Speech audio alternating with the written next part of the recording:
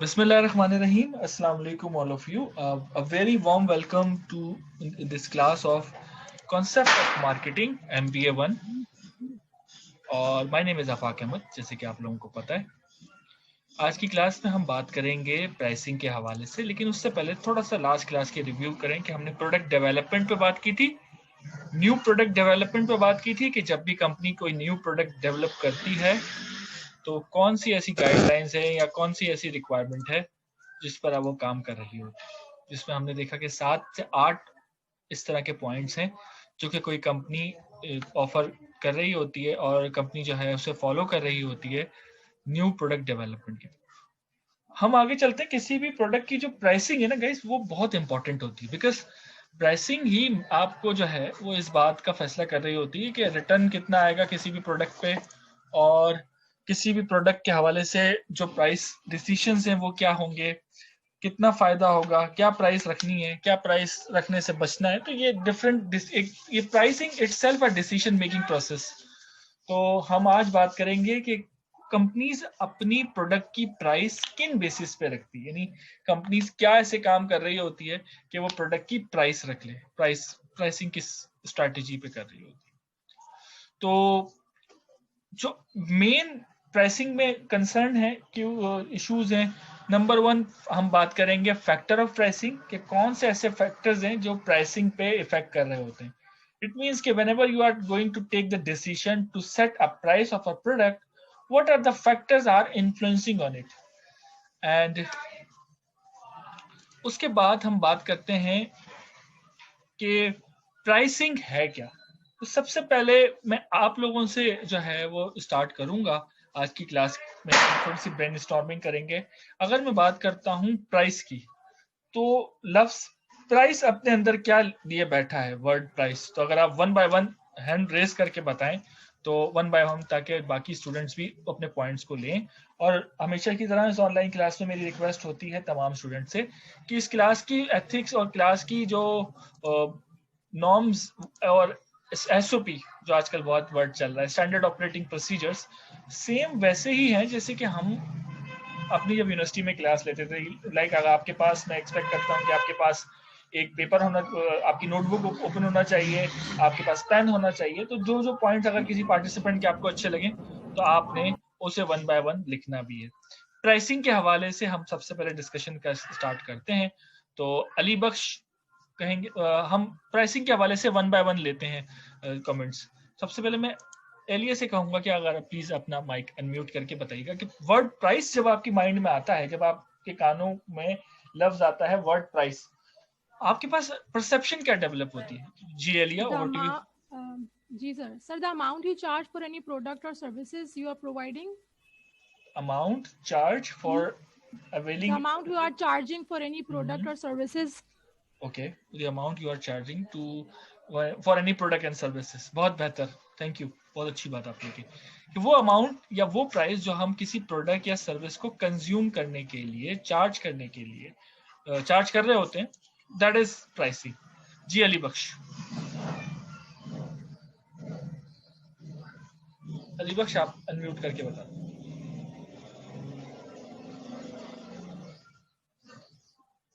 एहतशाम आप बता दीजिए।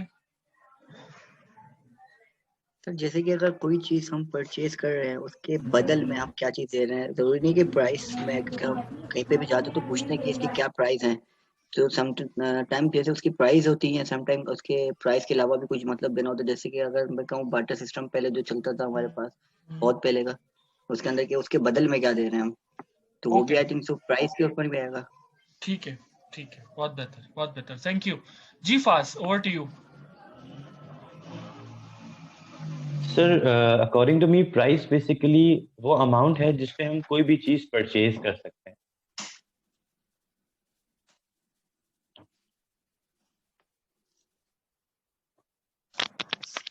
सर मेरी आवाज आ रही?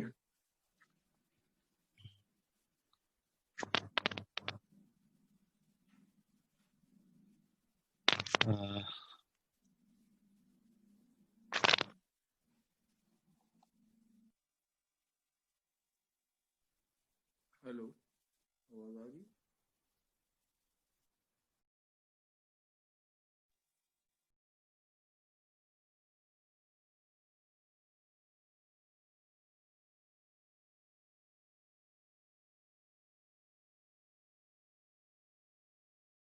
जी Arsalan, over to you.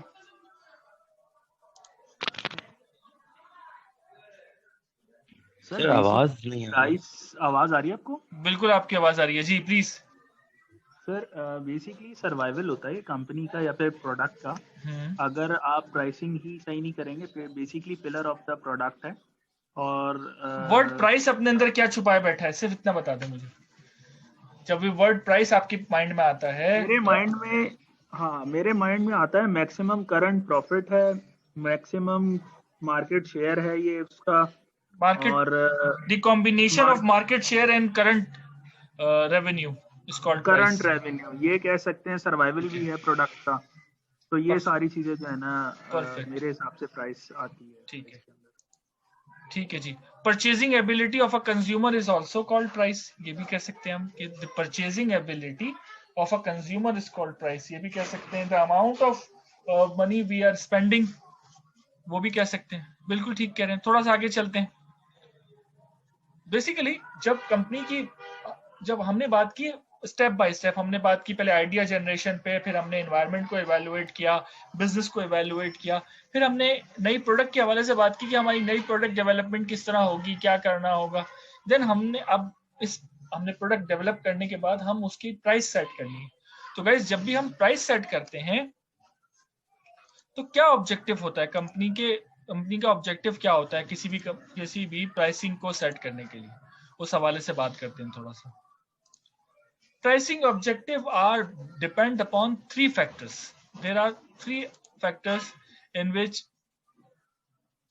pricing are affecting on it. यानी pricing जो है depends upon three factors. Number one, profit oriented objective. Obviously जैसे अरसलान ने भी कहा कि ये सर्वाइवल होता है और कंपनी का प्रॉफिट ओरिएंटेड ऑब्जेक्टिव होगा, सेल्स ओरिएंटेड ऑब्जेक्टिव होगा, स्टेटस को ओरिएंटेड ऑब्जेक्टिव होगा। ये तीन ऑब्जेक्टिव होते हैं। तो अगर आपको सवाल आता है कि डिफाइन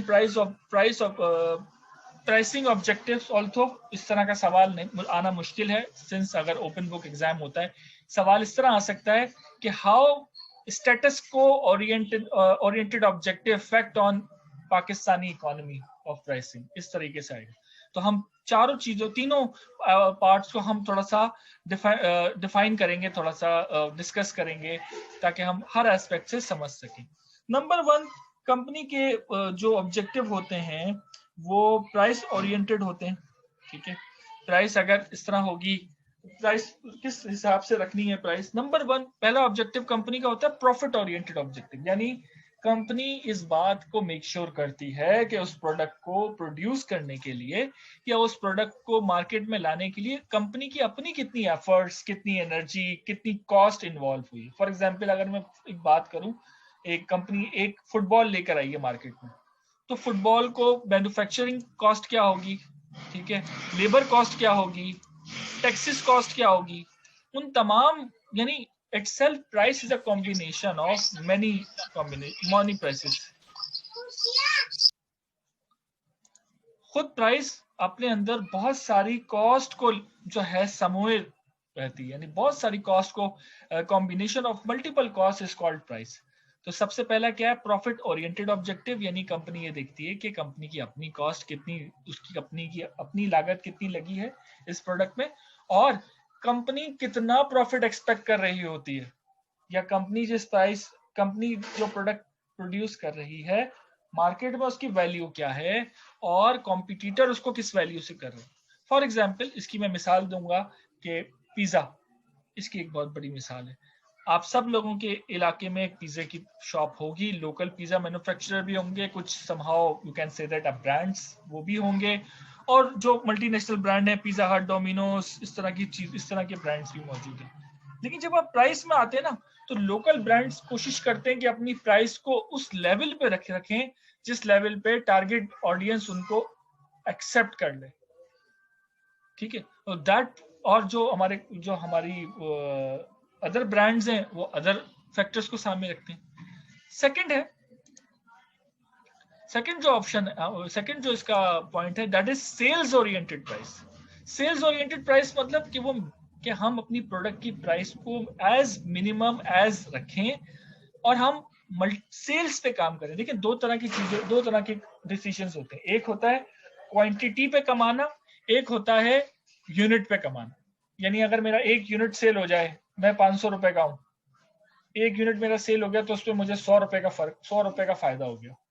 मेरी कॉस्ट ऑफ प्रोडक्शन थी 400, मैंने उसको सेल कर दिया 500। लेकिन दूसरी तरह का ऑब्जेक्टिव क्या होता है कि मैं अपनी प्रोडक्ट की प्राइस को रखूं 410 रुपीज का, और मैं मल्टीपल यूनिट्स को सेल करूं।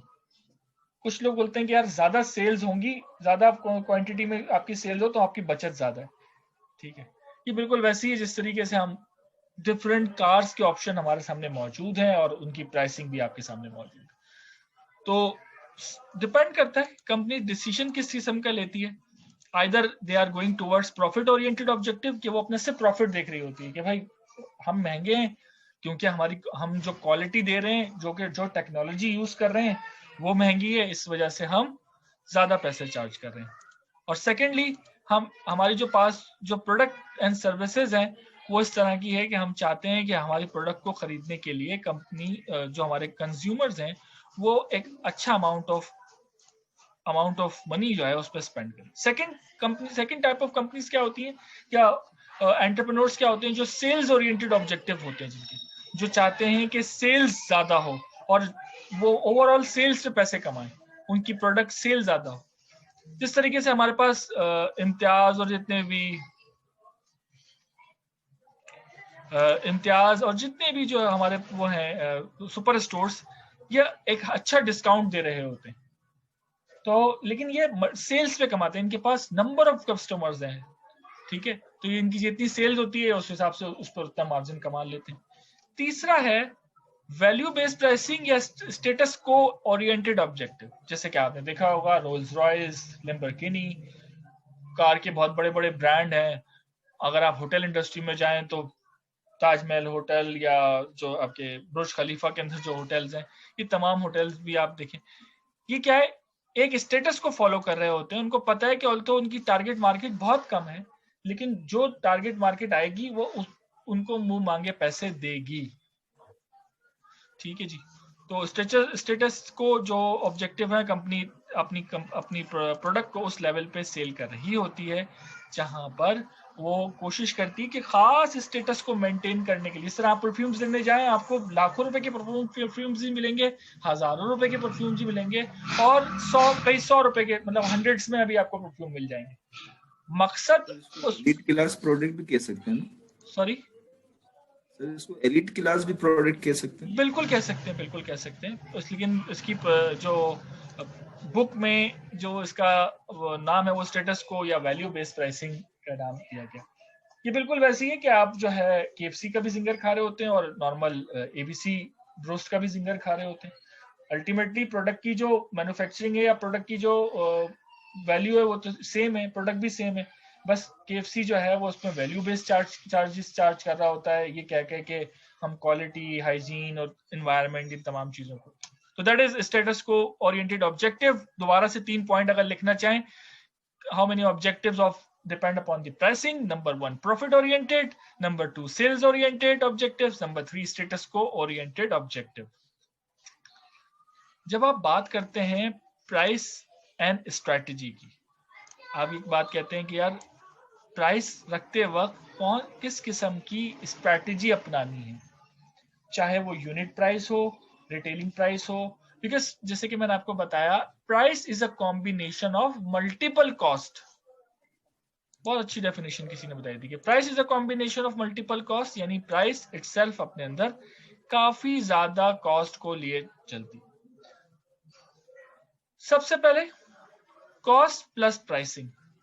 कॉस्ट प्लस प्राइसिंग किसे कहते हैं कि हमारी प्रोडक्शन कॉस्ट कितनी है, टेक्नोलॉजिकल कॉस्ट कितनी है, और उसके ऊपर हमारी रिटेलिंग कॉस्ट कितनी है, हमारी होलसेलिंग कॉस्ट कितनी है, वो तमाम ऐड करते करते आपका जो लास्ट प्राइस हो, आपने उसको कॉस्ट एंड प्राइसिंग के ऊपर बात की। Number 3 marginal cost price. Marginal cost pricing किसे कहते हैं?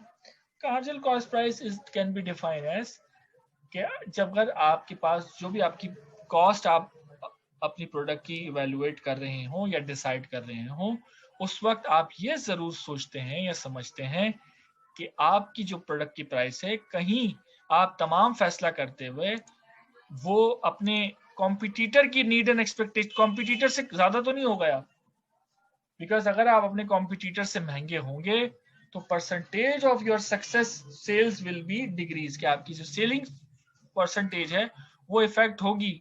Customer will not attract towards your product and service, they definitely go towards a slightly cheaper option. Number 3, target ROI. ROI stand for return on investment. कि target ROI pricing. Target ROI pricing normally. वालेकुम अस्सलाम. तो target ROI pricing किसे कहते हैं?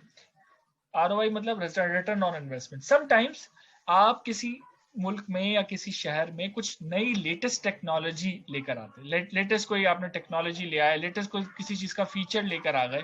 जिस तरीके से कराची में डॉल्फिन शो स्टार्ट हुआ था, तो अब डॉल्फिन तो आपको हर तालाब में तो नहीं मिलती, एक रेयर और एक बहुत अट्रैक्टिव सोर्स ऑफ एंटरटेनमेंट है. तो उसकी जो प्राइस है वो ये सबसे पहले ये डिसाइड करेंगे कि पूरे का पूरा प्रोजेक्ट हुआ कि आप डॉल्फिन्स को कराची में लेकर आए, उनके लिए एक आर्टिफिशियल एनवायरनमेंट क्रिएट किया, प्लस फिर उनके खास ट्रेनर्स होते हैं जो कि फॉरेनर होते हैं, आप उनको एक्वायर करते हैं, आप उनको लेकर आते हैं अपने साथ और उनको जो है वो यहाँ पर एक उनको रहने का बंदोबस्त करते हैं. जिस तरीके से लकी ईरानी सर्कस है हमारा एक डोमेस्टिक ऑप्शन जो होता है एंटरटेनमेंट का, कि वो पूरी की पूरी फैमिलीज पूरे का पूरा खानदान साथ ट्रैवल करता है. किसी शहर में जाते हैं कम से कम 15 से 20 दिन या इवन महीने तो उनको अपना पूरा स्ट्रक्चर और इंफ्रास्ट्रक्चर लगाने में लग जाता है. फिर वो 2 से 3 महीने तक चलता रहता है उनका लकी ईरानी सर्कस, या 1 महीने तक. फिर वो तमाम चीजें दोबारा पैकअप करते हैं और नए शहर की तरफ निकल जाते हैं. तो ये जो कॉस्ट होती है तमाम प्रोजेक्ट की, ये भी इफेक्ट कर रही होती है आपकी प्रोडक्ट की प्राइसिंग के ऊपर, यानी आपकी प्रोडक्ट की प्राइस कितनी होगी, ये सब चीजें डिफाइन कर रही होती है. जिस तरीके से हम लास्ट वीक जब हमारी सिटिंग हुई थी तो हम बात कर रहे थे कि विंटरलैंड, ऑल्थो क्या इस वक्त तो पूरा कराची ही विंटरलैंड बना हुआ है, लेकिन विंटरलैंड भी एक ऐसी एक रेयर और एक यूनिक एक सोर्स ऑफ एंटरटेनमेंट थी जो कराची में इंट्रोड्यूस की गई. ऐसी उसको लाने के बाद उसकी प्राइस थोड़ा सा ऑब्वियसली ज्यादा होगी. उसकी 2 वजूहात हैं कि ये एक बड़ा प्रोजेक्ट था, रेयर प्रोजेक्ट था. यही वजह है कि उसको लाने के बाद उसकी प्राइसिंग के हवाले से ये देखना जरूरी है कि उसकी रिटर्न ऑन इन्वेस्टमेंट जरूर मिल जाए, क्योंकि वो एक खास टाइम के लिए प्रोजेक्ट था. हम बात करते हैं experience curve price. Experience curve price हमेशा से डिपेंड कर रही होती है सीजनल प्रोडक्ट पे. इसकी सबसे ज्यादा जो है हम मिसाल लेते हैं, जिस तरीके से गर्मियां आती हैं तो लॉन सूट्स आते हैं फीमेल्स के और उसकी हाई क्लास एडवर्टाइजमेंट चल रही होती है. ईद आती है तो लड़कों के कपड़ों की एडवर्टाइजमेंट चल रहे होते हैं, शूज के एडवर्टाइजमेंट चल रहे होते हैं. तो उस वक्त आप ये देख रहे होते हैं, ऑब्वियसली आप पूरे साल ही कपड़े खरीद रहे होते हैं ऑब्वियसली, और पूरे साल ही शूज भी खरीद रहे होते हैं, लेकिन वो खास टाइम पीरियड में करने का मकसद ये होता है to provide a unique experience. आप एक खास एक्सपीरियंस करें चीजों को, बिकॉज उनको पता है कि ये जो टाइम है ये हाई नीड बेसिस टाइम. ठीक है. उसके बाद है डिमांड बेस्ड प्राइसिंग. सबसे बड़ी मिसाल इसकी टमाटर की है, और मैं हमेशा से सब्जियों की दूंगा, चीनी की दूंगा. जो हमारी कंज्यूमर प्रोडक्ट्स हैं उसकी जब जैसी डिमांड बढ़ती है उसकी प्राइस बढ़ा देते हैं. आपको इनसे पूछे भाई कि एक टमाटर जिसकी कॉस्ट ऑफ प्रोडक्शन आपको फॉर एग्जाम्पल 40 रुपए किलो पड़ी थी, आप 200 रुपए किलो क्यों बेच रहे हो? तो वो कहेंगे कि क्योंकि पीछे से नहीं आ रहा. अब वो आज तक समझ में नहीं आता वो कितना पीछे. तो उसकी मार्केट प्राइस जो है उसको इवेल्युएट करते हुए जो है उस चीजों को जो है उसकी प्राइस करेंगे. और उस प्राइस में जरूरी नहीं है कि मार्केट प्राइस में जरूरी नहीं है कि इस बात का सामने रखा गया है कि कॉम्पिटिटर की क्या प्राइस है या उसमें हमें कितनी कॉस्ट लगी. जो डिमांड है उसके हिसाब से प्राइस ली जाए. सिमिलरली अभी फिर कोविड की मिसाल दूंगा. कोविड वैक्सीन्स जो है उसमें डिमांड बेस्ड प्राइसिंग चार्ज की जा रही है. ठीक है. फिर बात करते हैं psychological pricing. Psychological pricing is one of the pricing in which we are trying to charge high, but we are giving to an impression that we are charging you not that much high. जिस तरीके से आप बाटा पे जाते हैं, वो कहते हैं कितने की सैंडल है, वो कहते हैं 599 रुपए की। अब लोग समझेंगे यार 500 की तो है, लेकिन वो 600 रुपए की होती है। इस तरीके से आप जाते हैं, आप कहते हैं कितने की शर्ट है, वो कहते हैं 799 की। आप कहते हैं 700 की तो है, लेकिन वो एक्चुअली 800 रुपए की होती है। जो साइकोलॉजिकल प्राइसिंग आपके माइंड से खेलने वाली बात है और कुछ भी नहीं। इसी वजह से कोशिश करती हैं कंपनी 595, 1195 इस तरह की प्राइसिंग रखती हैं, ताकि वो साइकोलॉजिकली आपको लगे नहीं कि वो ज्यादा प्राइस है। ठीक है, या कुछ कंपनीज प्राइस को सामने रखते हुए आपको कहते हैं कि इसकी प्राइस तो 10 लाख रुपए है, लेकिन आपको पर मंथ सिर्फ 40,000 रुपीज देना होंगे। जैसे कि प्लॉट्स की प्राइसिंग रखते हुए ये बात सामने की जा रही हो कि आपको महीने के 5,000 रुपए में आप अपना घर बना सकते हैं। अब हमसे पूछे कोई कि भाई महीने के 5,000 रुपए में तो घर की ग्रोसरी नहीं आती, आप जो है हमें घर दिला रहे हो, तो अक्सर इस तरह के एडवर्टाइजमेंट आते हैं और वो साइकोलॉजिकल प्राइसिंग ही होती है। साइकोलॉजिकल प्राइसिंग जो है वो आपकी माइंड से खेलने वाली बात होती है। नेक्स्ट है competition oriented pricing. Competition oriented pricing का मतलब ये कि जब आपके कॉम्पिटिटर पैसे कम कर दे, आप फौरन उस प्राइस पे कॉम्पिटिटर और कम कर दे, आप और उसमें निगोशिएट कर जाते हैं और आप मिनिमम समटाइम्स इक्विलिब्रियम पोजीशन तक जाते हैं।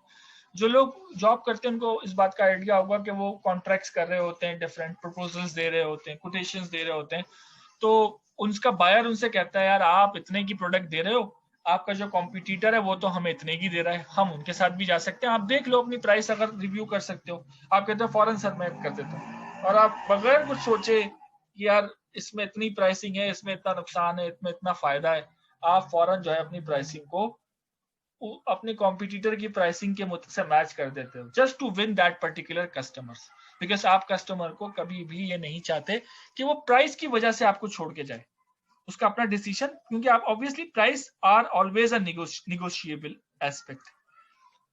सेकंड, और उसके बाद जो हमने फर्स्ट स्टेप सबसे पहले डिस्कस किया था, कॉस्ट प्लस प्राइसिंग। जी फास्ट कुछ कहना चाह रहे हैं, you raise your hand. Sir मैं पूछना चाह रहा हूँ कि अगर जिस तरह हम कोई चीज परचेज करते हैं बैंक से, या जिस तरह अभी एक स्कीम स्टार्ट हुई है हाउसिंग की, मेरा घर मेरा पाकिस्तान, अब उसमें इन्होंने मेंशन ये किया है कि 5% पे स्टार्टिंग है, and end of the time नहीं बताया कि आपको एंड ऑफ द टाइम क्या पे करना पड़ेगा, तो ये भी साइकोलॉजिकल प्राइसिंग में आएगा? बिल्कुल ऐसे ही साइकोलॉजिकल प्राइस, बिल्कुल साइकोलॉजिकल प्राइसिंग की बात की जा रही होती है इसमें, जिसमें आप कन्विंस करते हो। कन्विंसिंग स्ट्रेटजीज आपकी इस तरह होती है कि हाँ आपको ज्यादा पे नहीं करने। इस तरह मैं हमेशा कहता हूँ मैं आपको सिर्फ 5 रुपए में पढ़ाता हूँ, बोलते हैं यार 5 रुपए में पढ़ाते हैं आफाक अहमद, फिर बताता हूँ 5 रुपए पर मिनट लेता हूँ, तब फिर पता चलता है अच्छा आप समझ में आया। तो ये इस तरह की चीजें होती हैं प्राइसिंग स्ट्रेटजी के हवाले से। और किसी का कोई सवाल? जी केवल। जी सर मेरा भी है जी, पहले केवल का सवाल ले लेते हैं। जी केवल आपने हाथ उठाया हुआ है, या तो हाथ नीचे कर लें या सवाल पूछ लें। चलें जी, Arsalan over to you. Hello sir, मैं सवाल पूछ रहा हूँ। जी केवल एक सवाल पूछिएगा सर मैं ये पूछ रहा था, ये साइकोलॉजिकल प्राइसिंग है ना, वो 799 भी क्यों रखते हैं या 599 क्यों रखते हैं? वैसे तो है 600 रुपए या 800 रुपए है। हाँ बिल्कुल, मैं समझा देता हूँ। केवल अच्छा सवाल किया आपने कि 799 क्यों और 795 क्यों। अच्छा, इसमें होता यह है कि जब भी आप प्राइस खरीदने जाते हैं ना, तो हम कभी भी प्राइस की लास्ट वाले डिजिट के ऊपर गौर नहीं करते हैं, हम फर्स्ट डिजिट के ऊपर गौर करते हैं। और ये आप सोचिएगा, जब मैं आपसे ये बात कह रहा हूँ, जब भी आप कोई प्राइस टैग देखते हैं, आप पहले डिजिट्स को देखते हैं, आखिरी डिजिट्स को देखते ही नहीं है। फॉर एग्जाम्पल, एक आपने सैंडल ली और आपने देखा कितनी प्राइस है, 1400 रुपए, तो आप 14 को देखेंगे, आप 00 को नहीं देखेंगे। ठीक है जी। तो ये सिर्फ प्राइस आपके माइंड से, जिसे कहते हैं ना, प्ले करने वाली बात है कि आप एक्सेप्ट कर लें। बिकॉज आप डिसीजन लेने में जो देर करते हैं, 99% आपका डिसीजन प्राइस पे डिपेंड कर रहा होता है। आपको चीजें समझ में आ जाती हैं और आप फौरन प्राइस को जो है वो निगोशिएट करके उसको ले लेते हैं। 99 या 95 रखने का मकसद ये होता है ताकि आगे वाला फिगर छुपा रहे, क्योंकि अगर उन्होंने 99 नहीं रखा तो अगर 0 कर दिया तो यहाँ पे 1400 हो जाएगा। तो हम हमेशा जो है वो कोशिश करते हैं इस तरह की प्राइसिंग रखें कि हमारा कंज्यूमर या कस्टमर जो है वो इस बात को समझे कि जो प्राइस है वो इतनी उसकी अफोर्डेबल प्राइस है। जी अरसलान, आपका सवाल।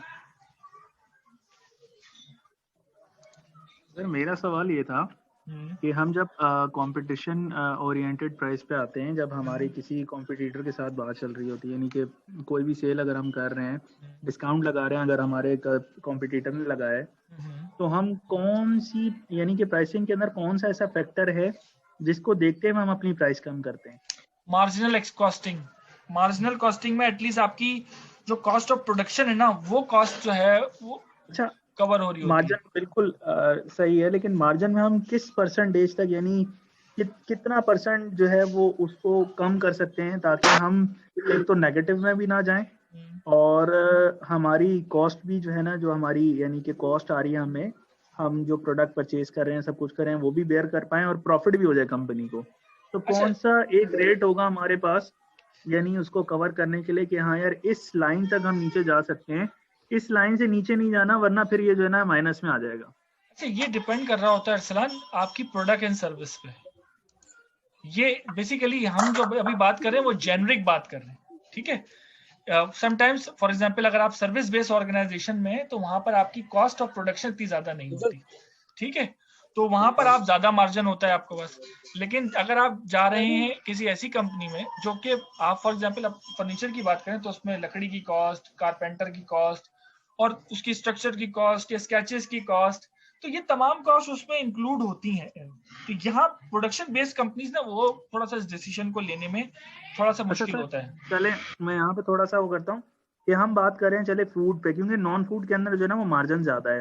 उसकी वजह ये होती है क्योंकि वो लग्जरी आइटम में आ जाते हैं, जितने भी नॉन फूड ज्यादातर आर्टिकल्स होते हैं, तो हम उसकी बात नहीं करते, हम फूड पे बात करते हैं। फूड पे हम कितना जो है ना परसेंटेज जो है ना वो डिक्लाइन कर सकते हैं? यार एक बात बताता हूँ मैं आपको जनरल बात आपके सवाल का जवाब देता हूँ, और ये सेशन भी खत्म होने वाला है, तो जैसे ही सेशन खत्म हो ये मत खुश होइएगा कि क्लास खत्म हो गई, दोबारा से ज्वाइन कर लीजिएगा, मजीद आधा घंटा मैं आपको बोर करूंगा। अच्छा जी, देखिए जो आपकी प्रोडक्ट है ना, वो आप जब प्राइसिंग बनाते हैं तो एक एस्टिमेटेड कॉस्ट ये कि हम 30% उसके, नहीं अगर आप 70 रुपए आपकी कॉस्ट ऑफ प्रोडक्शन है तो आप उसकी प्राइस 100 रुपए रखते हैं। ये एक जनरल फिनोमिना है।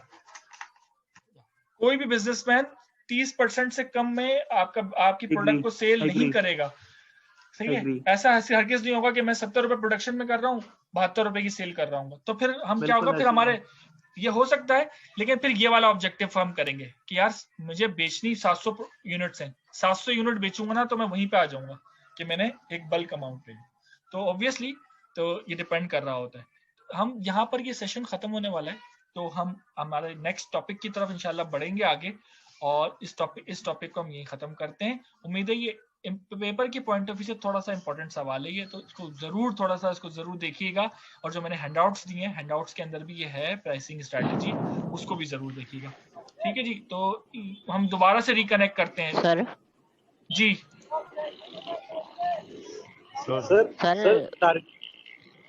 सर टारगेट आरओआई प्राइसिंग का थोड़ा सा बताइएगा। टारगेट आरओआई बिल्कुल मैं रिपीट कर देता हूँ, बिल्कुल रिपीट कर देता हूँ। टारगेट आरओआई प्राइसिंग में ये होता है कि जब भी आप कोई ऐसी कोई प्रोडक्ट लेकर आते हैं मार्केट में, जिसको करने के बाद, यानी जिसको कोई ऐसी टेक्नोलॉजी आप लेकर आ गए जिसको लाने के बाद आपने एक नया फीचर दे रहे हैं। जिस तरह इसकी मिसाल मैंने दी कि कराची में शुरू हुआ था डॉल्फिन शो, कराची के लोगों के लिए यूनिक था। विंटरलैंड शुरू हुआ, कराची के लोगों के लिए यूनिक था। और इसके अलावा एक और जगह थी, just give me 1 second, port grand Karachi के लोगों के लिए यूनिक था। दो दरिया कराची के लोगों के लिए यूनिक था। ये ऐसी चीजें थी जो नई इंट्रोड्यूस हुए। सिनेमा, 3D सिनेमा कराची के लोगों के लिए यूनिक था, लेकिन 3D सिनेमा लाते हुए एक रिस्क फैक्टर ज्यादा था कि पता नहीं चले या ना चले, क्योंकि आज से अगर आप जाते हैं 10 साल पहले सिनेमा जाने से लोग घबराते थे, और एक मिथ थी कि सिनेमा अच्छी फैमिलीज नहीं जाती, अच्छे लोग नहीं जाते, ठीक है। तो इस मिथ को तोड़ना था, एक रिस्क फैक्टर था लेना था। और आपको पता है कि जो सैनमास लगाए जाते हैं करोड़ों रुपए की इन्वेस्टमेंट होती है। ये जो आपको जो है स्क्रीन ही लाखों करोड़ों रुपए की तो सिर्फ स्क्रीन होती है। ये जो डॉल्फिन को लेकर आते हैं ये भी लाखों करोड़ों रुपए का प्रोजेक्ट होता है, ठीक है। फिर अभी ये नई स्ट्रेटेजी स्टार्ट हुई कि ये शॉपिंग मॉल्स सुपर स्टोर्स खुल रहे हैं, लाखों करोड़ों रुपए का। तो जब भी आप अपनी कोई प्रोडक्ट की आप ही की बात में यहाँ पे थोड़ा सा ऐड कर रहा हूँ स्टूडेंट्स को अपने बताने के लिए। अभी हमने रिसेंटली एक हैबिट के अंदर ऑडिटोरियम बनाया है, जिसको मैं जिस बिजनेस को देख रहा हूँ, तो हमारी जो सिर्फ प्रोडक्ट यानी इस पे जो कॉस्ट आई है विद SMD, तो हमारी कॉस्ट बैठी है 1 करोड़ और तकरीबन 15 लाख रुपए, और ये सिर्फ 65% की सिटिंग का जो है ऑडिटोरियम है। बिल्कुल ऐसी है। अब 1 करोड़ 15 लाख रुपए जब उन्होंने खर्च किए हैं तो ये प्राइसिंग जो रखेंगे ये उसी हिसाब से रखेंगे ना कि यार पहले 1 करोड़ 15 लाख रुपए रिकवर हो, पहले 1 करोड़ 15 लाख रुपए रिकवर होंगे तो प्राइस उसी हिसाब से रखेंगे। तो इसी वजह से जो हम प्राइस रख रहे होते हैं वो ROI को सामने रखते हुए रख रहे होते हैं, क्योंकि हमारी जो प्रोडक्ट है वो यूनिक है। वो ऐसी प्रोडक्ट नहीं है कि वो 10, क्योंकि ऑब्वियसली कोई भी टेक्नोलॉजी आप नई एक्वायर करते हैं तो वो कॉस्टली होती है, ये चीज है। तो उम्मीद है आपके सवाल का जवाब हो गया होगा, ठीक है जी। और यस बिल्कुल सर, थैंक यू। अगर आप भी चाहते हैं फॉर एग्जांपल जिस तरह गेमिंग जोन खुले थे, उसके लिए आपको एक खास एक एनवायरनमेंट क्रिएट करना होता है, तो आप अपनी प्राइस को उसी हिसाब से रखते हैं कि वो प्राइस पहले कवर हो। आप ये नहीं देखेंगे कि मेरी कॉस्ट क्या है, आप ये देखेंगे मेरी इन्वेस्टमेंट जो मैं कर चुका हूँ, पता लगा 6 महीनों में अगर मैं अपनी इन्वेस्टमेंट को कवर नहीं कर पाया तो क्या होगा, नुकसान होगा, ये चीज है। ठीक है जी, तो ये आज का ये टॉपिक था हमारा प्राइसिंग स्ट्रेटेजी के हवाले से। तो हम कोशिश करते हैं दोबारा से कनेक्ट करने की, फिर हम दोबारा। सॉरी सर, अभी खत्म हो रहा है ये? 2 मिनट में खत्म हो रहा है। 2 मिनट अच्छा, में मैं आपसे फिर एक क्वेश्चन करना चाहूंगा। सॉरी हाँ मैं जी। क्वेश्चंस करता हूँ, लेकिन मैं फिर से क्वेश्चन करूंगा। कोई मसला नहीं, मैं पैसे लेता हूँ जवाब देने के। चले ओके। सवाल अच्छा अल्लाह हाफिज कर दिया भाई, सवाल कर लो यार। अच्छा, मैं सवाल ये करना चाह रहा था, जैसे अगर हमने कोई एक बिजनेस, जैसे मैंने आपको बताया, तो हम सिर्फ उसकी प्राइस रिकवर करने के लिए जो है वो एस्टिमेटेड बिजनेस प्लान के अंदर कितना टाइम वो ले सकते हैं with marketing and everything? 5 years। क्या जवाब था सर? 5 years। हाँ, 5 year प्लान। हाँ बिल्कुल, 3 to 5 years में। अच्छा, उसको पॉजिटिव में लाने के लिए? जी बिल्कुल, 3 to 5 years कंसीडरिंग कि आप एक ऐसी इकोनॉमी की बात, पाकिस्तानी इकोनॉमी को सामने रखते हुए। जी, पाकिस्तान ऑब्वियसली वो ग्रोथ तो 3 to 5 years से पहले ग्रोथ आएगी।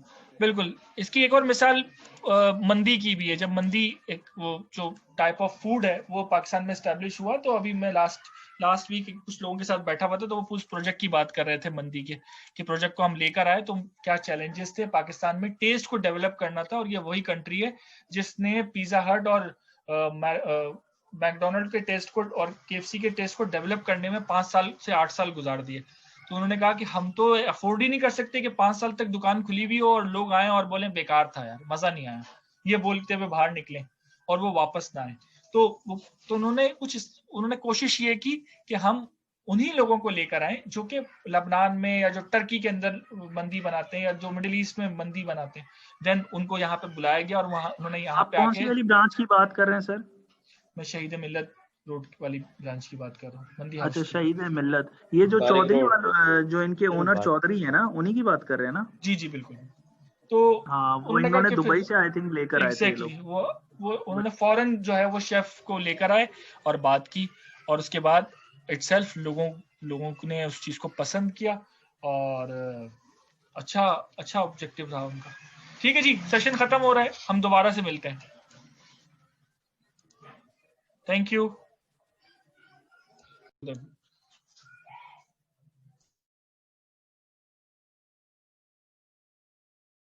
When determining the price of a product or a service, we talk about using pricing strategy. However, before we start talking about pricing strategy, let us just list the learning goals for this video. Firstly, the goal is to establish a general understanding of the actual purpose of pricing strategy. In other words, what is pricing strategy and why do we need to know about it? Secondly, this video aims to provide you with an overview of the different available tools and theories that we as marketers can use when defining a price of a product or service. In other words, how could we go about using pricing strategy? So, what is the purpose of pricing strategy?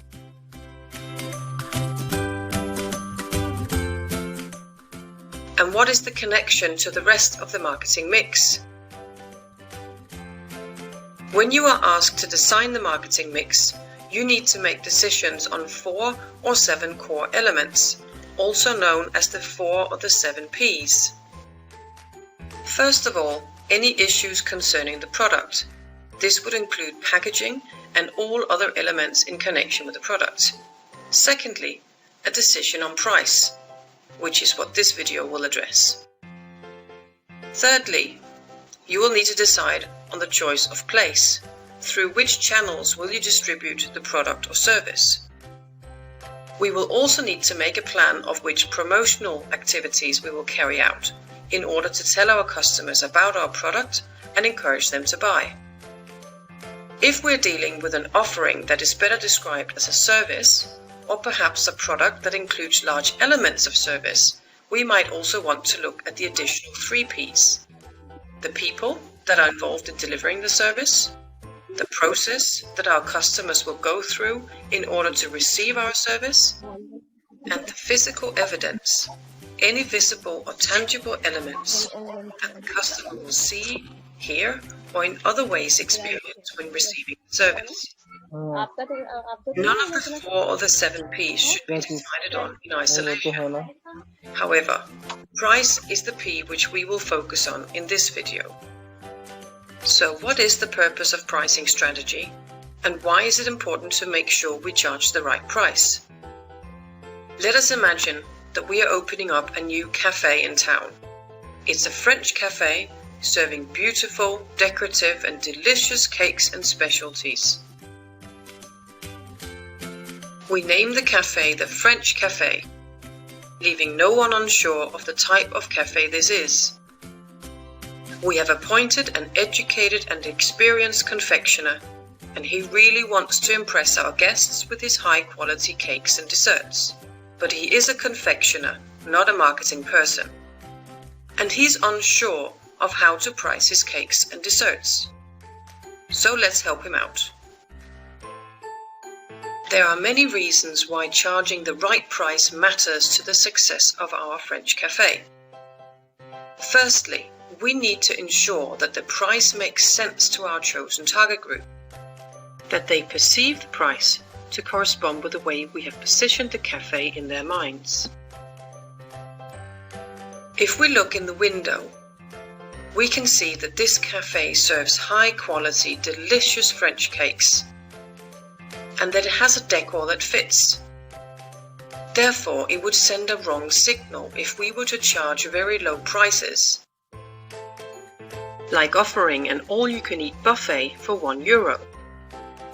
So charging a price that doesn't correspond with the way we have positioned the cafe would leave our customers confused. Drawing a link back to the other elements of the marketing mix, we can say that we need to make sure that our price is in line with all other elements of the marketing mix. Secondly, we need to consider some financial circumstances about our chosen target group. And we need to consider how they are likely to value our goods and services. We need to charge a price which our chosen target group is both willing and able to pay. Thirdly, when looking at our overall strategies and objectives with this product or service, in this case our cafe, we also need to make sure that the price we chose supports our goals that we have set out to achieve with this cafe.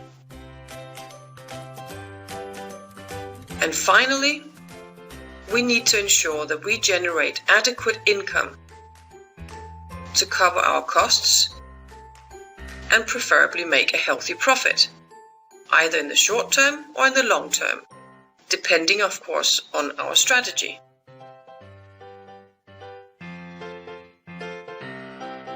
We have now established the purpose of pricing strategy, what it is and why we need it. We have established that there are many factors which we need to look at before we can decide on the best price for our product or service. So let's move on.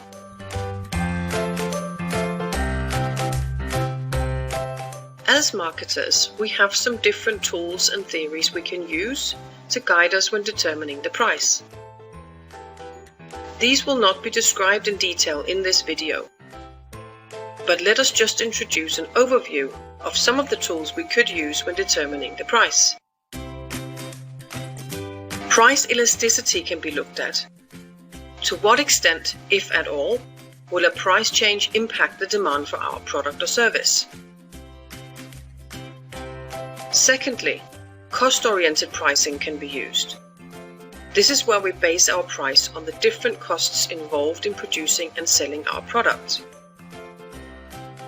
We can also use a competitor-oriented pricing.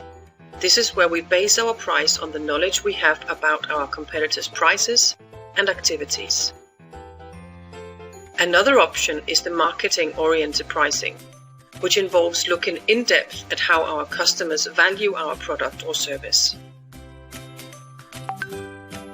Skimming or penetration strategies is a look at the strategy behind the combination of two things, namely a high or low price level and the promotional activity level. We can also consider our strategic objectives, whether we want to build, hold, harvest, or perhaps reposition a product has an impact on the price level we will choose.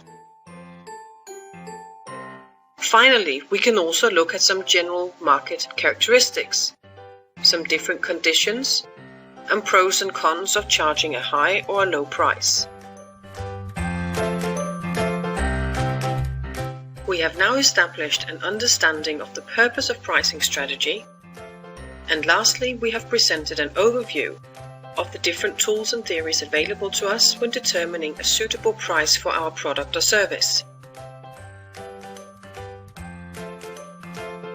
To learn more about pricing strategy and how to use the different tools and theories introduced in this video, I recommend that you read Chapter 13 in David Jobber and Fiona Ellis-Chadwick's Principle and Practice of Marketing Management, 7th edition.